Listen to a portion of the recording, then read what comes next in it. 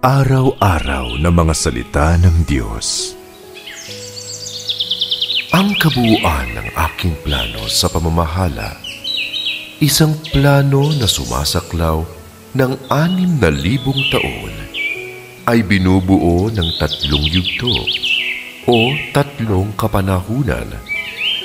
Ang kapanahunan ng kautusan sa pasimula, ang kapanahunan ng biyaya, at ang kapanahunan ng kaharian sa mga huling araw. Ang aking gawain sa 3 kapanahunang ito ay nagkakaiba sa nilalaman ayon sa kalikasan ng bawat kapanahunan. Ngunit sa bawat yugto, ito ay tumutugma sa mga pangangailangan ng tao o upang maging mas tumpak. Ito ay tinutupad batay sa mga panlilinlang na ginagamit ni Satanas sa aking pakikipagdigma laban dito. Ang layunin ng aking gawain ay upang talunin si Satanas, upang ipakita ang aking karunungan at walang hanggang kapangyarihan, upang ilantad ang lahat ng mga panlilinlang ni Satanas, at sa gayon ay iligtas ang buong lahi ng tao na namumuhay sa ilalim ng sakop nito. Ito ay upang ipakita ang aking karunungan at walang hanggang kapangyarihan habang ibinubunyag ang di matiis na pagiging kakilakilabot ni Satanas. Lalong higit pa, ito ay upang turuan ang aking mga nilalang na kumiling sa pagitan ng mabuti at masama, upang makilala na ako ang tagapamahala ng lahat ng mga bagay, upang makita ng malinaw na si Satanas ay kaaway ng sangkatauhan, ang pinakamababa sa mababa, ang siyang masama, at upang makita ng may katiyakang walang pasubali ang pagkakaiba sa pagitan ng mabuti at masama, katotohanan at kasinungalingan, kabanalan at karumihan, at kung ano ang dakila at kung ano ang hamak.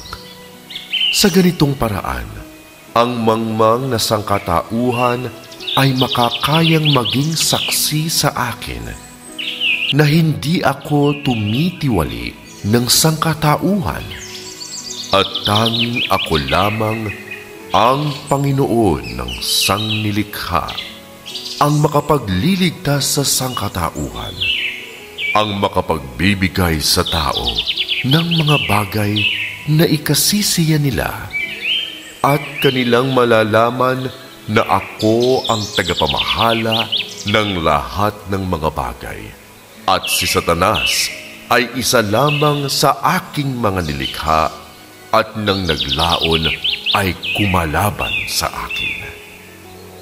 Ang aking 6,000 taong plano sa pamamahala ay nahahati sa 3 yugto upang makamit ang mga sumusunod na resulta, upang mapahintulutan ang aking mga nilalang na maging aking mga saksi, upang malaman ang aking kalooban, upang makita na ako ang katotohanan.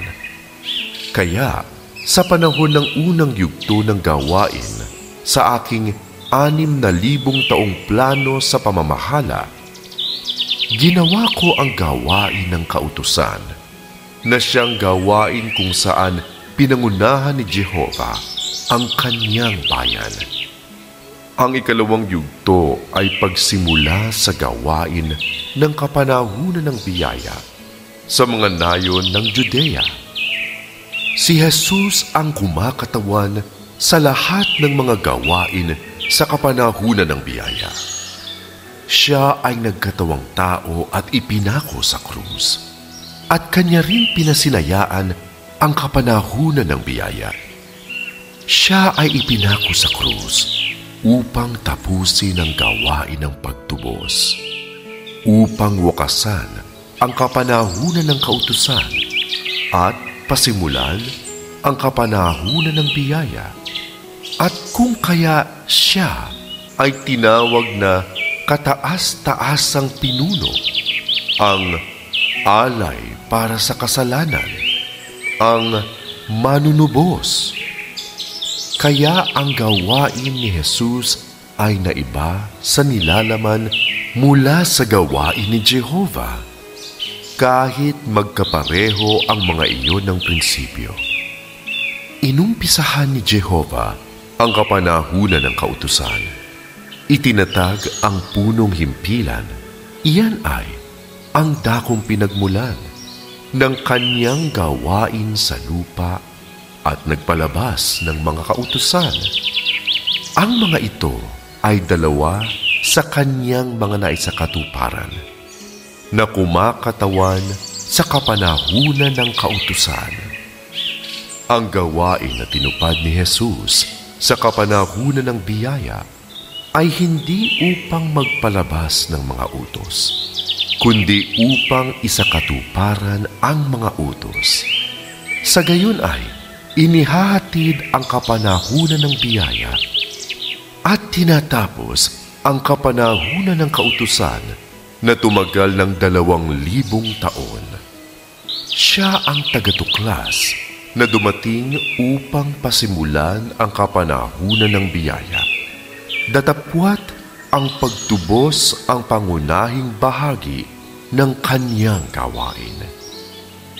Kung kaya ang kanyang mga naisakatuparan ay may 2 ring bahagi, ang pagbubukas ng isang bagong kapanahunan at pagkumpleto sa gawain ng pagtubos sa pamamagitan ng pagpapapako niya sa krus. At siya ay umalis.